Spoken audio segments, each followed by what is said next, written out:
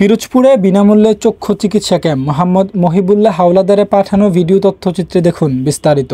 পিরোজপুরের ভান্ডারিয়ায় বীর মুক্তিযোদ্ধা মোহাম্মদ নুরুল ইসলাম মঞ্জুর ফাউন্ডেশনের উদ্যোগে শিক্ষার্থীদের জন্য বিনামূল্যে চক্ষু চিকিৎসা ক্যাম্প অনুষ্ঠিত হয়েছে।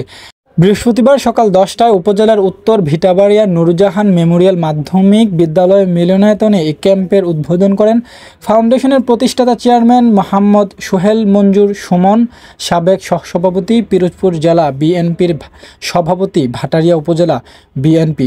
ক্যাম্পে অংশ নেয় ওই বিদ্যালয়ে 1 নং উত্তর পশ্চিম ভিটাবাড়িয়া সরকারি প্রাথমিক বিদ্যালয়ের শিক্ষার্থীরা। শতাধিক শিক্ষার্থীর চোখ পরীক্ষা করে বিনামূল্যে ঔষধ ও চিকিৎসা পরামর্শ প্রদান করা হয়।